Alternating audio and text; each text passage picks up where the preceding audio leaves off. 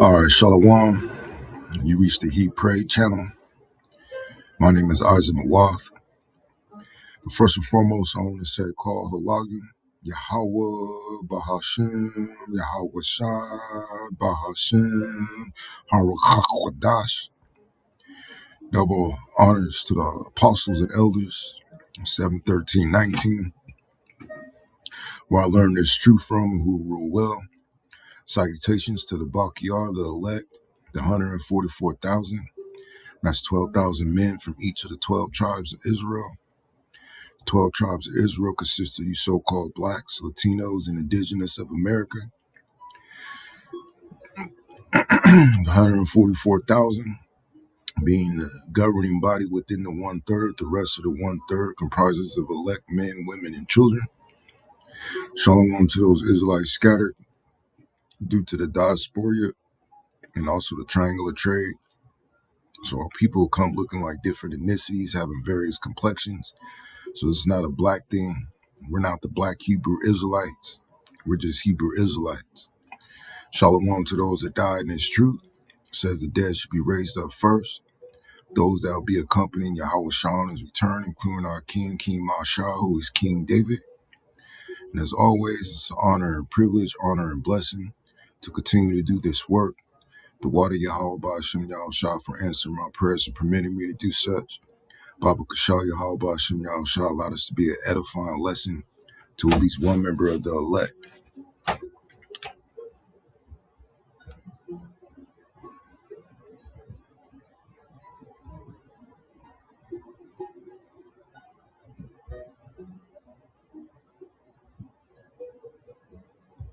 When it's my life on the line, what type of a team do I want out there holding it in their palm?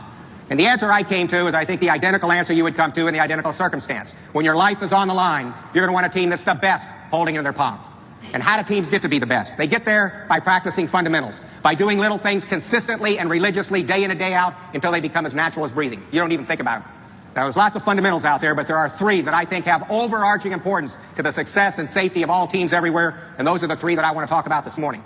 When I'm involved with any team, but particularly when there are lethal consequences associated with the team environment, as there are with you in firefighting and emergency response, just as it is in the space program. People die when they don't understand the dangers of a normalization of deviance and protect themselves against that. And I'm going to talk about that. I'll define that here for you in just a moment. I want everybody on the team understanding the essence of responsibility as it applies to the individual as well as it applies to the leadership. And I want a team that's filled with courageous self-leaders. I think Harold really kind of hit on that in his earlier comments. It's self-leadership that determines how safe and successful you can be. It's looking deep inside yourself. It has to be everybody practicing self-leadership for the team to succeed. It can't be 99 out of 100. Every individual, again, particularly in hazardous environments, has to be a courageous self-leader. So I'll talk about that as part of this teamwork program. Now, I'm going to use some experiences I had both as an Air Force flyer and as a NASA astronaut to develop some points on these fundamentals. And sadly, NASA provides me with two great tragedies to draw from to make some points. Those tragedies being the Challenger disaster and the Columbia disaster. Now, Columbia occurred 4 years ago. I think everybody's kind of familiar with that disaster. During launch, some foam came off the gas tank, damaged the heat shield. 2 weeks later, Columbia burned up on reentry, killing 7 astronauts. People are probably familiar with that disaster. Whereas Challenger goes back 21 years ago this past January. Long time in the past.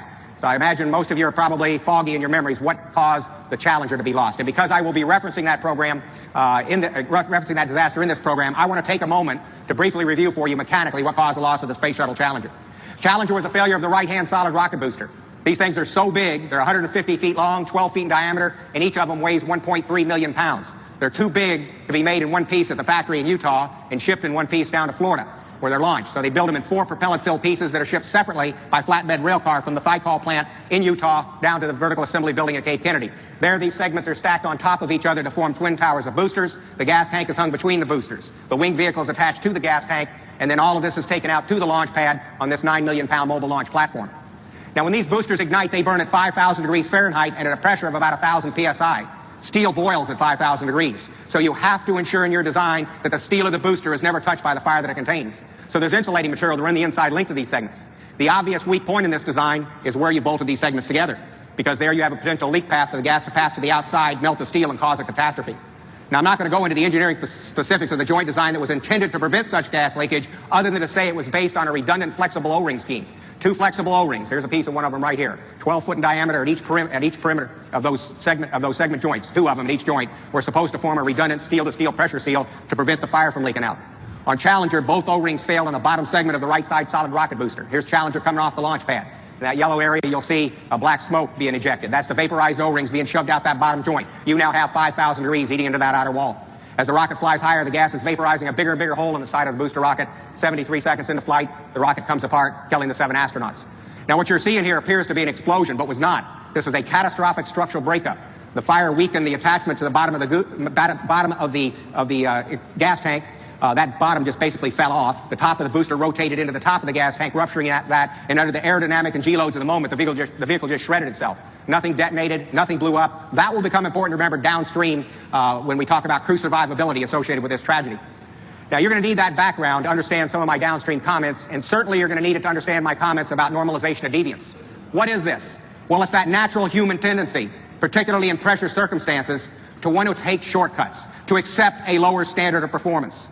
Maybe it's a lower standard of personal performance, a lower standard of performance for some team you lead, lower standard of performance for some machine firefighting equipment that you oversee.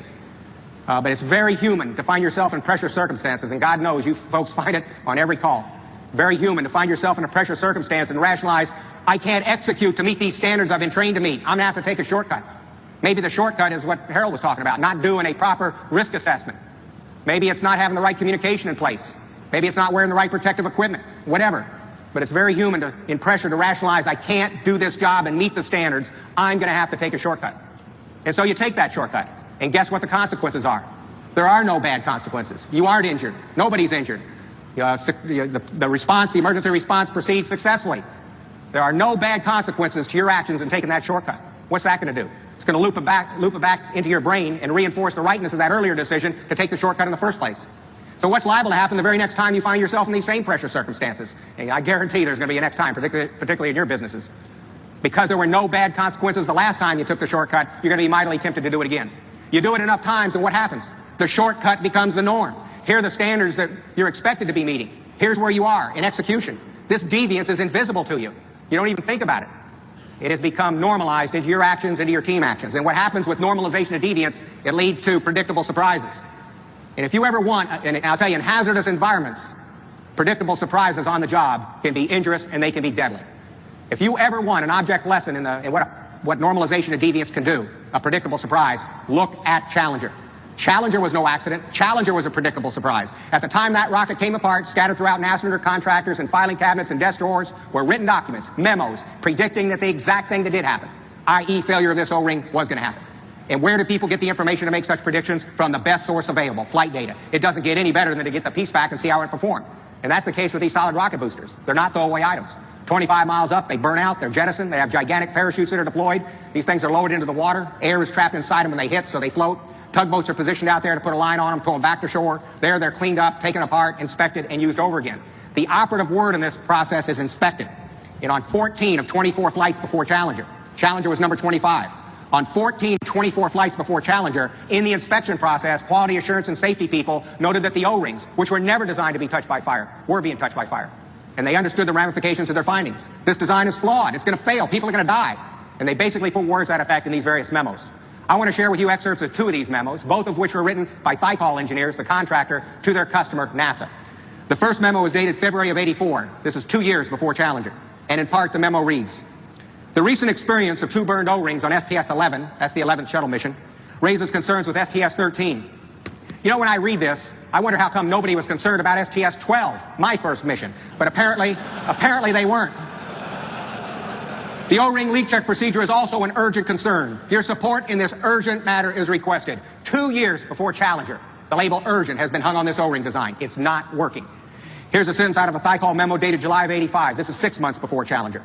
The memo was written by Mr. Roger Bougelain, a Thiokol rocket engineer. In his memo, he wrote a very prophetic sentence. Here it is.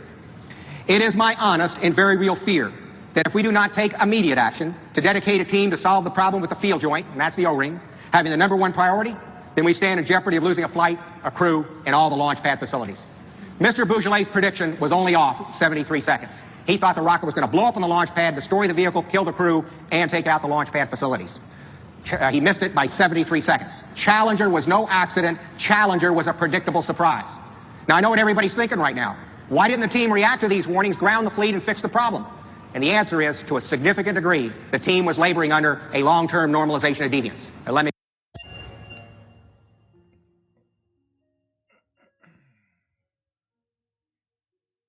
So that's what you got, man. That's what you got going on right now concerning these apostates and all you false camps out there, man, that normalized false doctrine to the point where you think it's normal. This is AI, normalization of deviancy. Normalization of deviancy equals when a group repeatedly tolerates small departures from the standard. And what's the standard? The 100% truth, the 100% doctrine, which a lot of you learned the 100% doctrine. And then started to change the truth based upon your own lust, your desires. It says until the departure becomes the new standard. So now a lot of you groups, falsehood is your new standard. Despite, the premier, the avant-garde, the real apostles and elders and men underneath of Yahweh Shem Yahushua working through Great Millstone, you know what the standard is, man. So you have no excuse. So just as the Challenger mission, a lot of you are going to experience catastrophic loss. It says spiritually, this is what happens when men stop rightly dividing, stop fearing Yahweh Shai, and begin teaching their own imaginations. Over time, the error becomes accepted doctrine, and the people who hold to the original standard are labeled extreme, and that's what they do with Great Millstone, man. Starting with the apostles and elders. They labeled them extreme because they stuck to the standard. It says this is exactly what the scriptures warn about. So the first precept,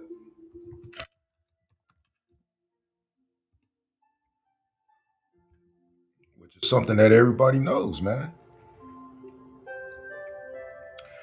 This is a unashamed workman, which you have a lot of shamed workmen out there, man. But this is 2 Timothy chapter 2, verse 14. It says, of these things put them in remembrance, charging them before Yahweh Shai. And how do you put individuals into remembrance about the standard? Through rebuke, that they strive not about words to no profit, but to the subverting of the hearers. Let's see what that says real quick in the NLT. This is 14 in the NLT. It says, remember everyone about these things and command them in the Most High's or Yahweh Shem Yahushua's presence to stop fighting over words, such argument, and that's going back to those debates. Because the truth is the truth. Fuck you. If you got the truth, what the fuck you need to fight over it for? It's either you believe or you don't. Because it's the truth. Right? It says such arguments are useless and they can ruin those who hear them. So a lot of you have the blood of a lot of these spectator Israelites that hear what you say and it resonates with their wicked spirit, and they mimic you and follow after your bullshit, man, causing them to be destroyed. But this is the key. Verse 15, it says, study to show thyself approved. Right. You got to study your own self, man. Because what if your camp leader's a piece of shit, man, and starts changing up the doctrine? You know, you're just going to follow him blindly because you're not exercising your right to do your own research. You know, everybody has a right to research things for themselves to make sure things said is true, like the Church of Berea. I mean, that's the spirit that I've always been in. You know, it says, study to show thyself approved unto the Most High, a workman that needeth not to be ashamed. So if you have the 100% truth, you're not going to be confounded, man. You're not going to have the harsh rebuke of the Spirit upon you. And that's, you know, the Most High putting the Spirit on individuals to rebuke you. And, you know, that rebuke can come from anywhere. You know, mind you, even the Most High opened the ass's mouth to rebuke, let me see, I forget who.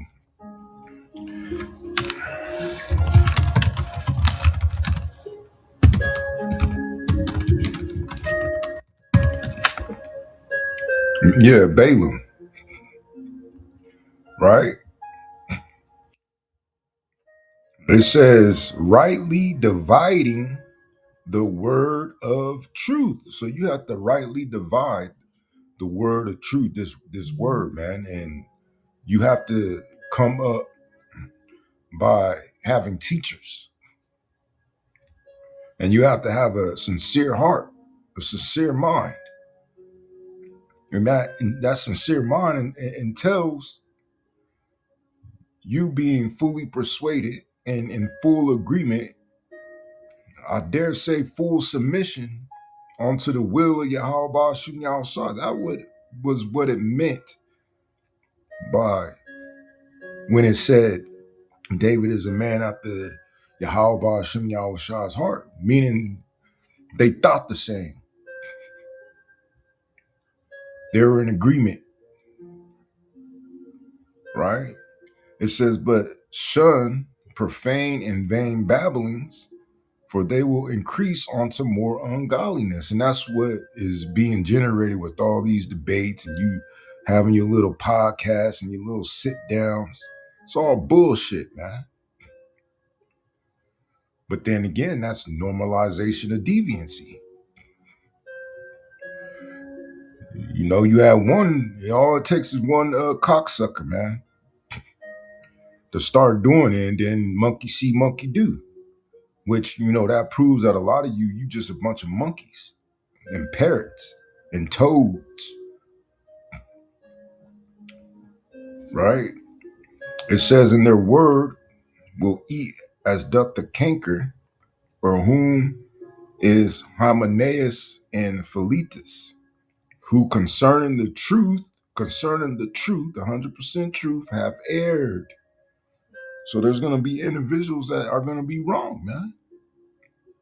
It's because they're so used to taking shortcuts, used to having an attitude toward the real truth because it doesn't fit their spirit or their narrative.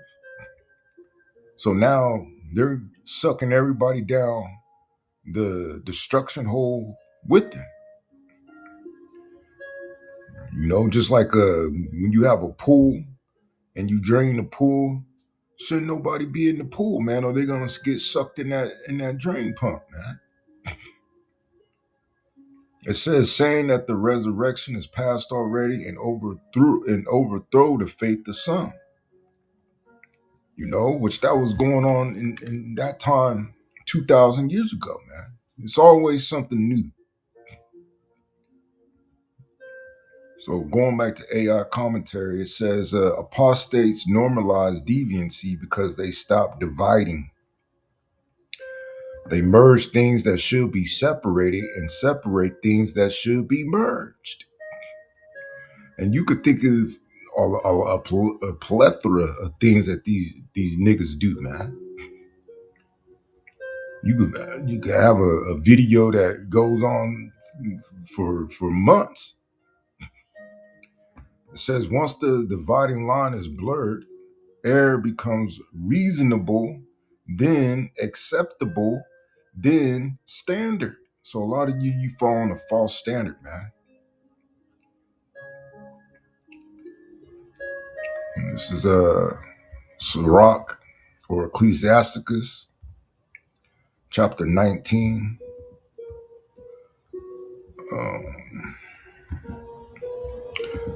I'm gonna start at the top. So this is the book of Sirach in the Apocrypha, chapter 19, verse 1. It says, "A laboring man that is given to drunkenness shall not be rich." And you know that could entail actual alcohol, and it also could entail this truth, because you could be drunken with false philosophies, you know. And despite what these motherfuckers think and say, there's no such thing as a functional drunk. You're, as a functional drunk, are accomplishing things by the skin of your teeth. So how much more with these false doctrines, man? And if you have a false doctrine, you're not going to be saved. You're not going to be delivered. It says, "And he that contemneth small things shall fall by little and little." So if it's not one thing, it's another, man. So what's next? What's coming up next? And it probably be from the same group of niggas, man.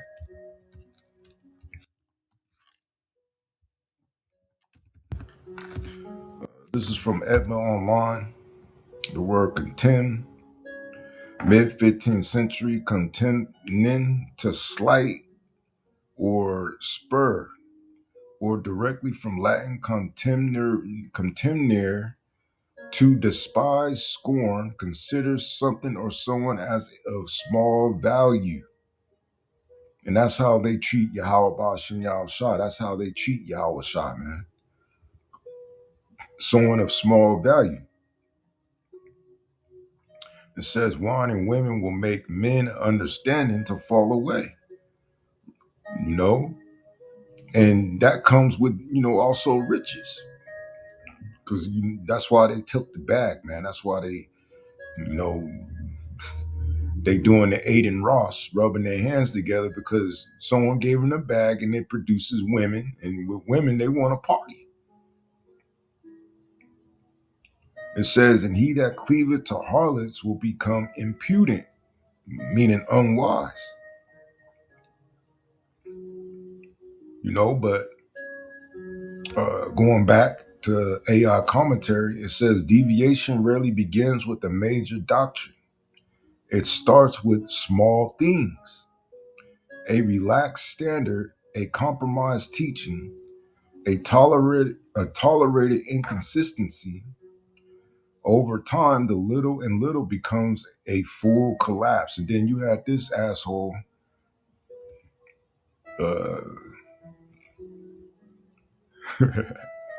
Captain Tazariak, talking about Genesis being an organization that's going to soon be burnt up, man, or done away with. And I left a comment saying, you're going to be the same shit too.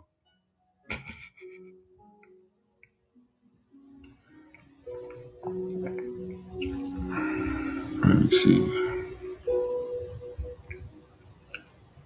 Verse 3, it says, "Moths and worms shall have him to heritage, and a bold man shall be taken away." Yeah, they're going to be destroyed by whatever judgment Yahweh Ba'ashem Yahweh Shah has prescribed onto them.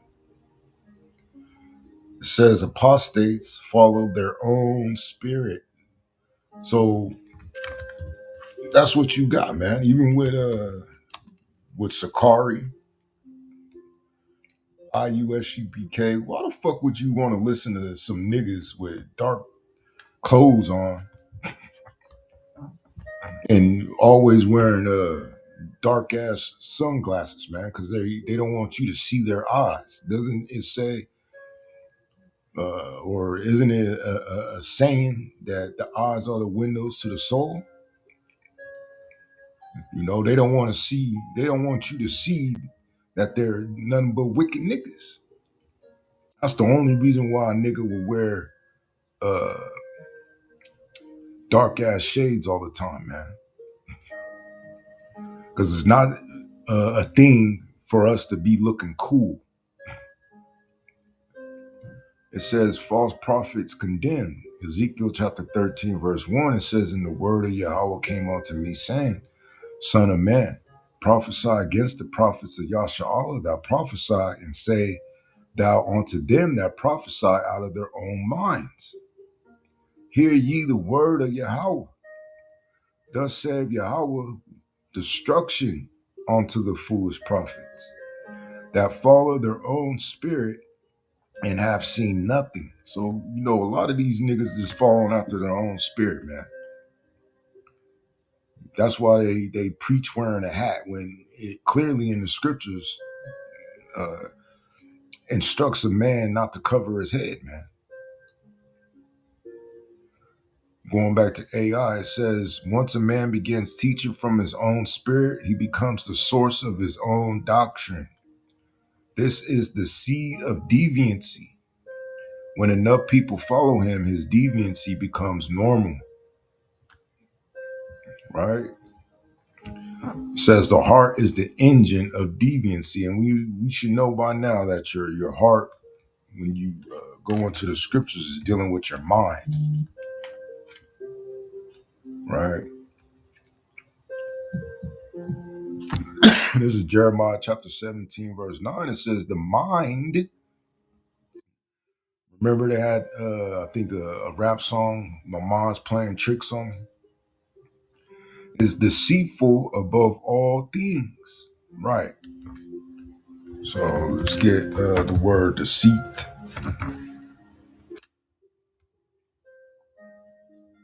Deceitful, adjective, full of deceit, tending to mislead.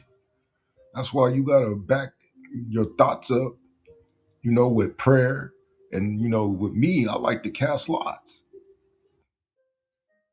you know, because I know that my mind could be playing tricks on me, man. If it's not aligned with the spirit of the scriptures, the true doctrine, right? It says, and desperately wicked, who can know it? It says, I, Yahweh, search the mind. I try the intent or test the intent, even to give every man according to his ways and according to the fruit of his doings. And I'm blessed that Yahweh Bashun Yahushua has gave me personally, the fruit of my doings, which is just to do the work, right? And follow the fruits of the spirit to the best of my ability and have the mind state of a righteous judge, man, that considers himself in judgment, which a lot of you niggas don't do. So when that judgment comes onto you, you looking around like, who did it? Who done it? Where's the mercy? There ain't no mercy to those who showed none. Going back to AI,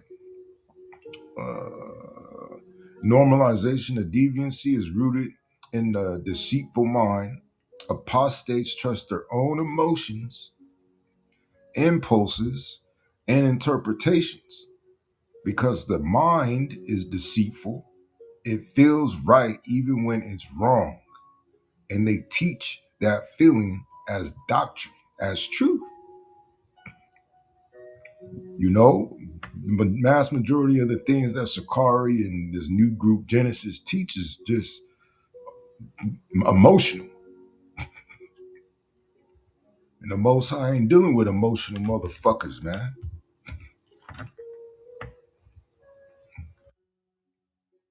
This is Isaiah chapter 9, verse 15. It says, the ancient and honorable, he is the head. And the prophet that teaches lies, he is the tail. So a lot of you individuals that teach lies or don't move according to the scriptures, you know, you're going to be the tail. You're going to be the least in the kingdom, man. It says, for the leaders of this people cause them to err. So all you people in IUIC, IUSUPK, Genesis, Sakari, GOCC, and all you others that don't have and don't follow the doctrine of Great Millstone, which is the 100% truth, and that's coming from an individual that hasn't been in Great Millstone for 13 years, then you're causing your people to err, man. It says, and they that are led of them are destroyed. Therefore, Yahweh Shah shall have no joy in their young men, neither shall have mercy on their fatherless and widows. For everyone is a hypocrite and an evildoer, and that's going to be your whole congregation, man. There has to come a point where some individual has to stand up and say enough is enough. But once again, these people, they're not rightly dividing the word of truth, and they're accepting of normalization of deviancy, man. It says, in every mouth speaketh folly, for all this his anger is not turned away, but his hand is stretched out still. And the Most High still providing for a lot of you the mercy to repent. And that's better than what I'm getting. According to some individuals, they said all could be forgiven except Isaac Mawath. You know? So that's what I got to ride with. I got to have the mind state that shit, Esau is going to be forgiven before me. But luckily, I got a best friend, man. Right? But going back to AI, it says deviancy becomes normalized when leaders normalize it. Once the head is sick, the body follows. So a lot of you that are in these organizations, your leadership is sick, man, and you're going to be next. Right? This is why apostasy spreads like mold top down.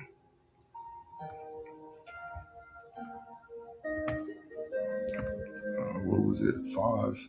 This is Isaiah chapter 5. Verse 20, it says, woe unto them that call evil good and good evil. And you got a lot of that going on right now, man. A lot of you will side with these evil niggas and their evil doctrines and go up against those that are good according to how one should be in the eyes of Yahweh Shem Yahushua and the true doctrine. It says that put darkness for light and light for darkness, that put bitter for sweet and sweet for bitter. Woe unto them that are wise in their own eyes and wise in their own sight. You know, you think you're the main character, man. It says destruction unto them that are mighty to drink wine, which goes into these philosophies, always studying. You know, it speaks about overmuch study, man. And then that overmuch studying, it sprouts pride for a lot of you niggas, man. And, you know, you become prideful because you become a human Rolodex. You can remember a lot of precepts, you know, but You never worked on you. You never applied the precepts, man. And the Most High, with every individual, he's going to work his perfect work. It says, in men of strength to mingle strong drink, which justify the wicked for reward. Yeah, you wanna get the bag and then say that all nations can make it. Esau could be saved, and later on down the line, Esau is going to take over again. And you did that for the bag, man. It says, and take away the righteousness of the righteous from him by teaching these doctrines that are false, man. And as you can see, I ain't trying to make this video too long, so I gotta go in a minute up the freeway. But it says in AI, this is the final stage of normalization. Once deviancy becomes standard, righteousness becomes extreme, legalistic, or old-fashioned. Apostates flip the moral polarity.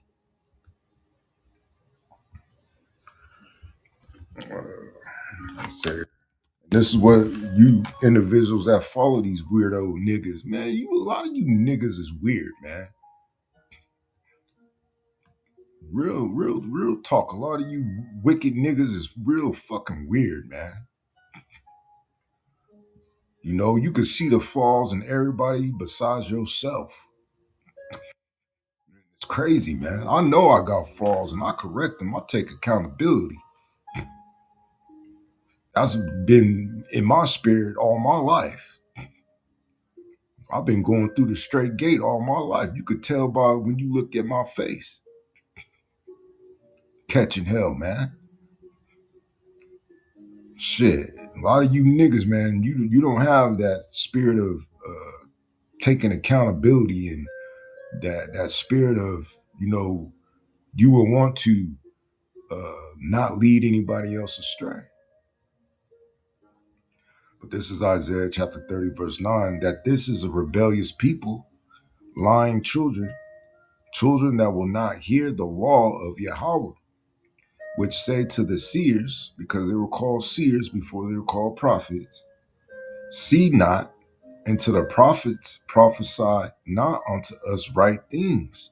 So they don't want to hear the right. They don't want to hear the truth. They don't want to hear words that are wholesome and put you at a homeostasis, right? Or equilibrium. So therefore, all you people are all out of whack. You're that false balance, man. It says, speak unto us smooth things. And a lot of these niggas, they just want to watch and listen for entertainment, man. They're not real serious, and they don't understand, that this is a war. This is a spiritual war that is gonna turn into a physical war, right? And what I mean by physical war, Yahweh Shah and the angels. We are the soldiers that are going to be extracted, all while Yahweh Shah and the angels rain hellfire on this place.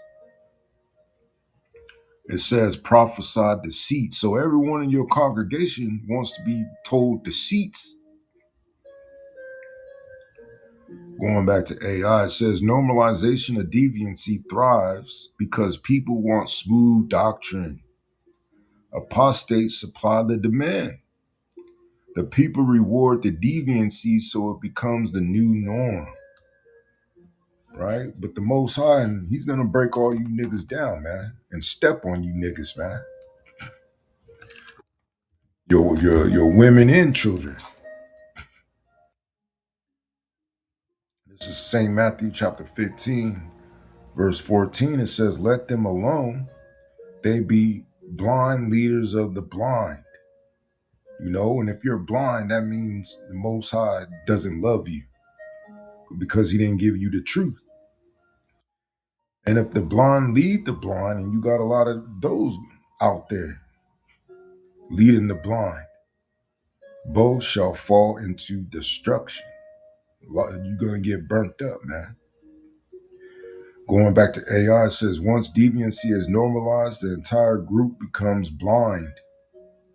They reinforce each other's errors, creating a self-sustaining ecosystem of false doctrine. How many more?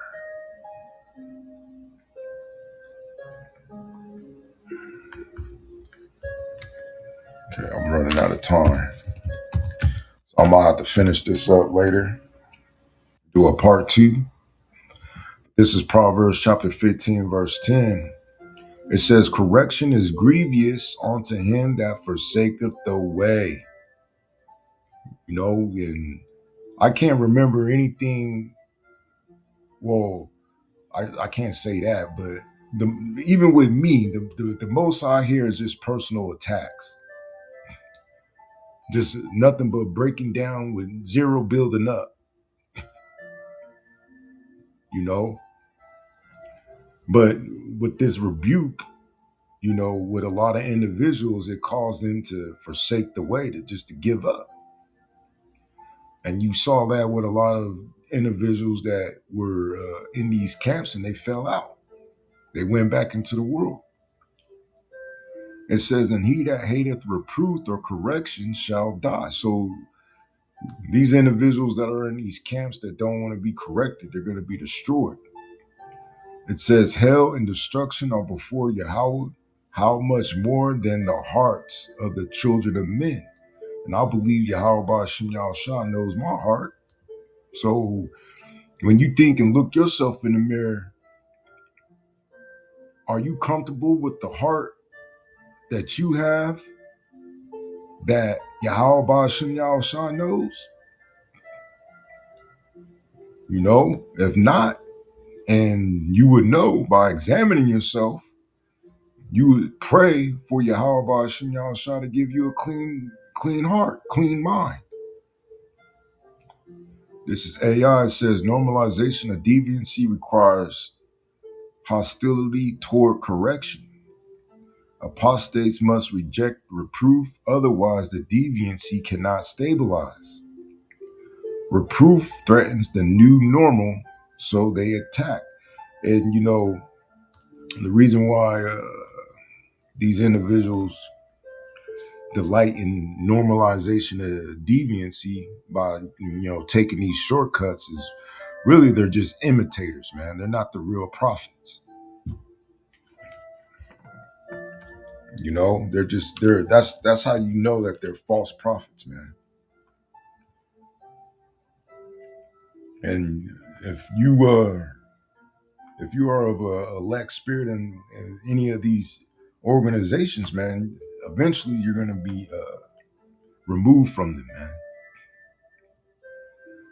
This is Romans chapter 1, verse 28. It says, and even as they did not like to retain the Most High in their knowledge, the Most High gave them over to a reprobate mind, void of judgment, to do those things which are not convenient. And some of these things is being filled with all unrighteousness, fornication, spiritual adultery, wickedness, covetousness, wanting everything that they see, maliciousness, full of envy, murder, debate, deceit, malignity, whisperers, backbiters, haters of the Most High, despiteful, proud, boasters, inventors of evil things, disobedient to parents, which is the ones that you learned by, without understanding, covenant breakers, without natural affection, implacable, unmerciful, who knowing the judgment of the Most High, that they which commit such things are worthy of death, not only do the same, but have pleasure in them that do them. So if you're doing these things, you don't feel no type of way, you know, you're one of those that are worthy of death. And that's the reason why you have pleasure in doing the shit that you do. Going back to AI, it says once deviancy becomes normalized, the Most High allows the mind to calcify in error, recalcifying your pineal gland, man. This is the spiritual point of no return, the reprobate state. It should be a rock song, man. Heavy metal. The reprobate state. That's what a lot of you niggas are in, man.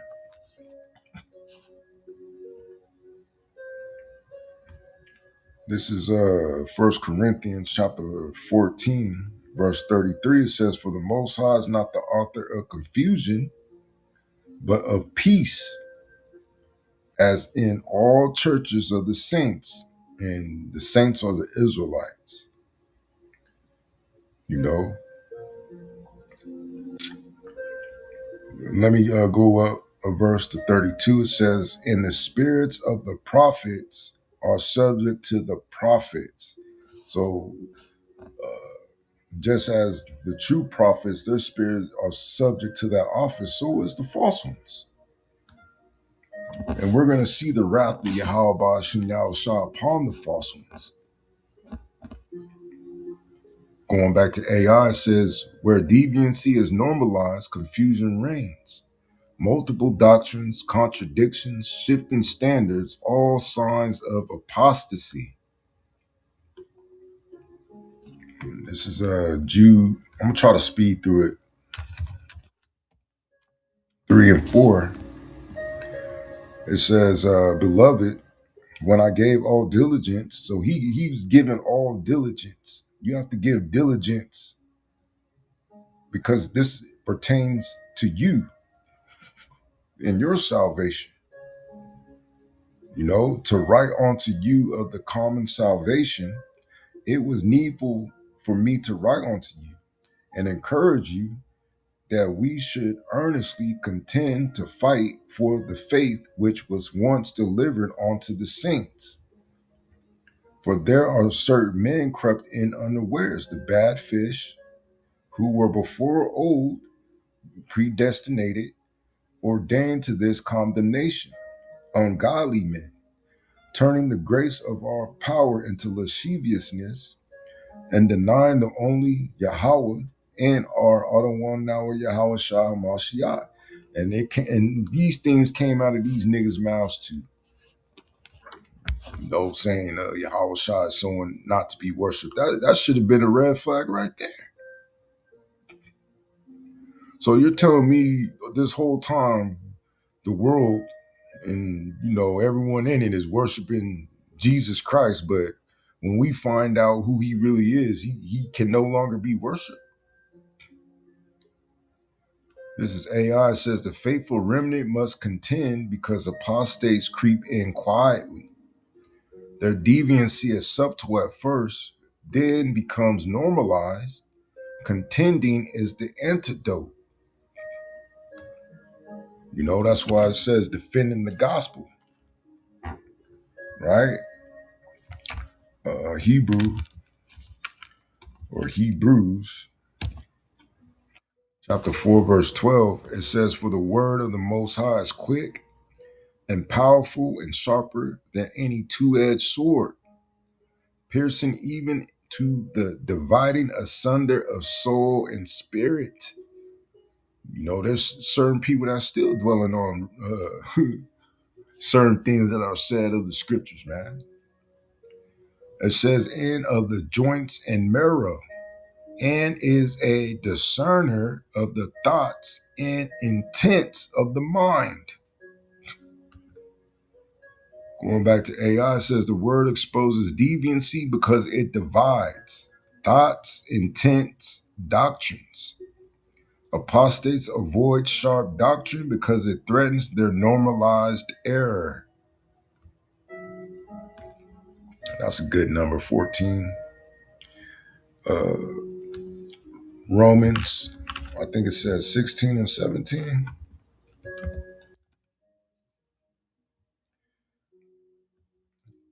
It says, "Now I beseech you, brethren, mark them which cause divisions and offenses contrary to the doctrine which ye have learned, and avoid them." So you're supposed to avoid these niggas, man. Not congregate. or want to debate or want to make money, or you ain't supposed to be doing that, man. Going back to AI, says once deviancy is normalized, separation becomes necessary. Avoidance is a command, not a suggestion. You know,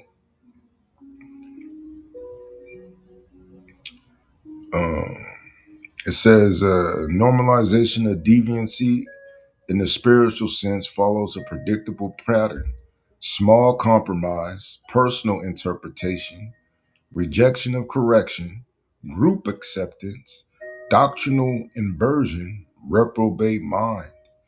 Apostates don't rightly divide, so they create a new normal built on error.